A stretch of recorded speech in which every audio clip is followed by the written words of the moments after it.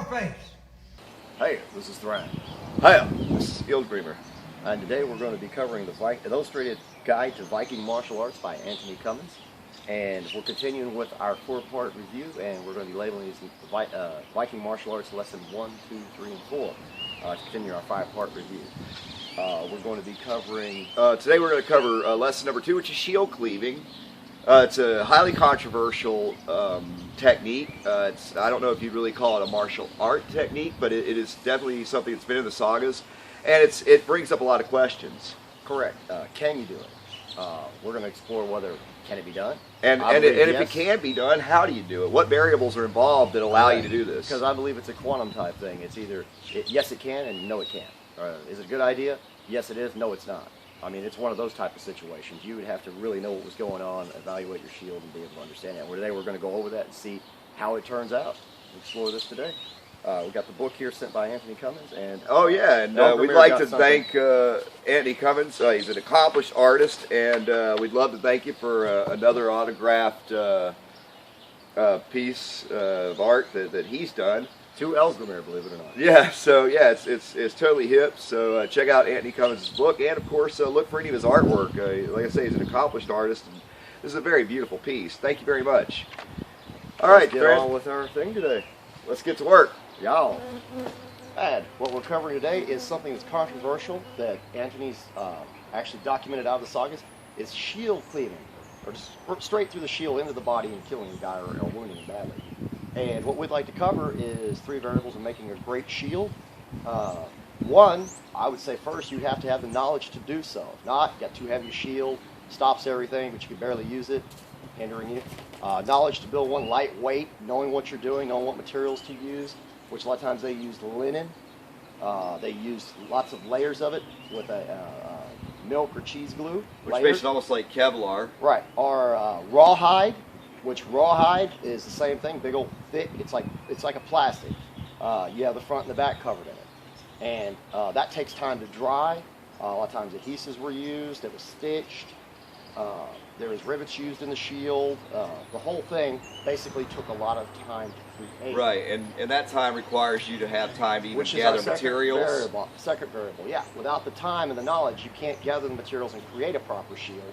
So a lot of these things right there would mean whether a guy had a great shield or he had a poorly made shield that you could possibly damage and injure him.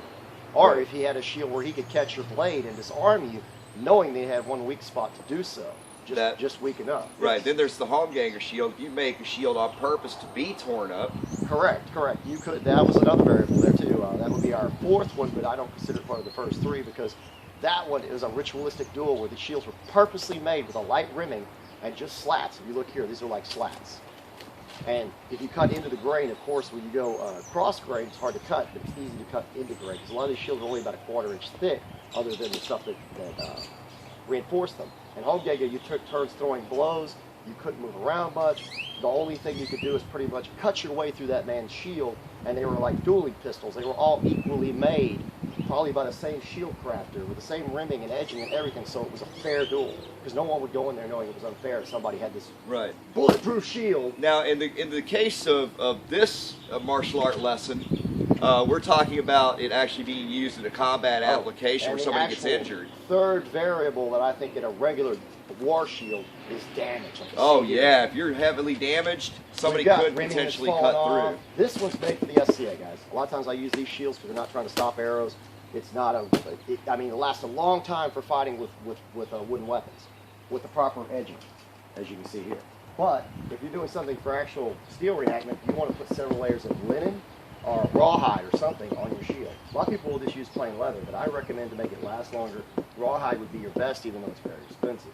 But what we're going to cover is all these variables today. We're going to try different shields, and we're going to try cleaving through them. Hopefully this chain here protects Ellesmere well, and we're going to see what kind of results we get today. All right. And answer Anthony's question. Question we said we were going to answer in the first one. Can you cut through a shield? I say yes and yes, you can, and no, you can't. Is it a good idea? Yes, it is, and no, it's not. Okay, what we're doing now, this test, we're doing a linen-covered shield with a nice edge, good ring. This is a well-made shield. I think you should stand up against a real steel sharp sword easily. Let's see how it works when I go for that leg shot. I'm going to come right in here and see if I can cut through into the leg. He's standing in a proper stance. Oh! I think I hit his leg through the shield, but no damage through the shield. That didn't cut it off. Nope. Try holding it out just to hear more to make sure it's not a fluke, though. Well, Yeah, let's try holding it at a little angle where I can actually get the edge of it. all right, let's do that. Because you might be at that type of angle. Let's So do we'll it. one more time. Negative. Nah. All I seem to do is it cut into the rimming slightly. It chipped it, and the shield gave. So the shield's held correctly. Let's even try that one time. Real quick. Let's hit the edges. Like if you were holding it flat like some reenactors did, I'm going to see if I can even cleave into this. No, there's nothing We there. damaged it, but we're going to be rebuilding these, so fear not. But it won't even cleave through that. There's no way. Nope. Well, let's test out a damaged one and see what happens. Yeah, let's switch the roles. All right. Yeah. Now we're covering a badly damaged shield that's lost rimming, and this one actually has nothing on it. It's just the wood. So it'd be a lot like a home game shield, but it's also badly damaged. So what I'm assuming it's probably going to cut through, especially if I hit the grain properly. And we're hoping that Elderly's chain here will stop that. So let's see how this one works. Are you ready? Ready. Oh! Ooh, that was a bad blow, Millard. How's your leg? Oh, it's going to be bruised, but thankfully we have the chain on. Yeah, it is a razor sharp. That was a mighty blow. If you could this see. chain shirt was not here, I have no doubt that would have cleft into his hip and probably ended the fight, especially home Genga or even on the field. And we've lost some of the shield because the shield's damaged. This is a damaged shield, so this would be the result of a damaged shield. So I think shield cleaving is something that you would probably likely After do. you've already done a lot of damage to the shield wasn't made properly in the first place. Right. If you I have think a light rimming, it's possible. Yes, I think you could just it's an cleave opportunity right on thing. through, possibly.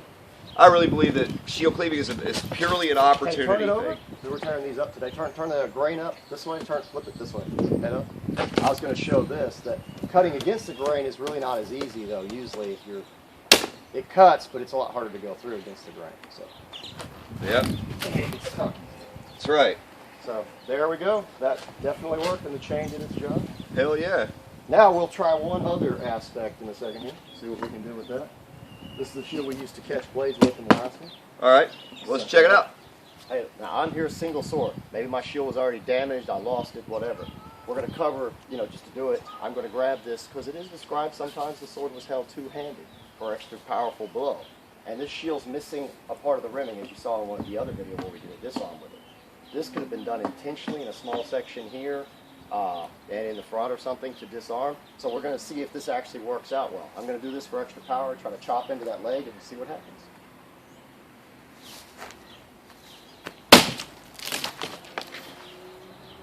Well, we saw what happened today. What did you think? Well, I think that we're absolutely right, that the variables we covered are really the variables you're going to look for in a fight if you're out to kill somebody and you're not in a home Genga. I mean, if you see a damaged shield, you know you've damaged his shield, or he's been in a fight that's already damaged it, then you might take the chance. But do you want to get stuck in their shield? That's Possibly a gamble you not. have to Anytime take. the sword goes this way, you're pretty much going to lose it. And as I talked about, Grettir the Strong and stuff, a lot of the home Genga fighters used like a thong. But other things they did that were different, they used shields that tore up. Oh, yeah. And that was to have an extra weapon in case their shield did tear up. They could use it to parry with. The swords Sure. were not even very good metal. They lost the edge easy. They were about an L long. I mean, it was a different fight. But in an actual battle, the shield is tearing up instantly. If he's got a fresh shield, not going to happen. But in a long, drawn-out battle, that shield can be damaged over time. And in that situation, then yes, So you could take it to your advantage. Yeah, I think we can safely say that in our experiments today, it's an opportunity thing to do. You Unless do it it's a home game. unless it's a home Then game. you want to do that. Right, but in focus a on it, real yeah. fight, it's opportunity. If you see it, you can take advantage of it, do it. But it's a complicated quantum physics issue. Oh, don't let the shield bearer thing confuse people either. If they look at some of those sagas like Cormax and stuff, that was home Genga. There's a shield bearer standing next to him, even though he can't move around much on the map. So even though there's an extra person there, he's not allowed to strike the other opponent. I was letting you know that. So it was a ritualistic duel. Look it up, guys, if you want to study about it. Right on. The Viking Answer Lady actually has a whole thing, a whole write-up, where she's researched the home Gengas, and it's actually a good site. Very good. Well, And Hurstwick. Hurstwick. has Oh one yeah, as well. we got to tell you, man. And Hurstwick's Anthony another Cummins great. done a good job with the sagas. If you look those sagas up, you can read them yourself, and you take time to analyze it for yourself. Right, and I think that as you analyze the sagas, you will see that the Vikings did have a martial art they just, I don't think, organized it or Passed down from generation to generation. Just they didn't catalog it and keep it. That's such what I mean as by the Asian organized. martial arts. Yes. Back then, I'm sure that you went to certain men to train, if they would train you and you weren't a family member, and it was an honor to train under them because of how great of warriors they were. Because that's documented too in a lot of the sagas. They went to a certain man to learn, like Gunnar in the Icelandic sagas. He was a famous swordsman and duelist, and he trained Kjartan, stuff like that. You'll see that through there where they go to a special man to train them. Or they go get a special sword that's more durable and better. And I think that anybody that's going to teach you about cleaving through shields is not going to teach you that this is necessarily a technique like standing in a back stance or knowing the difference between lunging and things like that. It's just an it's a variable and it's an opportunity. Like I had to yes, make a shitty shield, it's useful. A crappy shield, a skitter shield, skilder. Yeah, I could see it because he had to do it in a hurry. But also anything can block with. Even if that shield's damaged, I can block with the shaft on the spear here. That's the only reason I'm holding it. I wanted to say that that's another advantage. It's not over. It just takes a little bit more doing to try to parry. True, and that's another advantage to having the axe. Versus a sword. With your blade, you really can't and don't want to block with just any portion of your blade. No, that's why the shield's almost always used or something with it that can take a blow and not.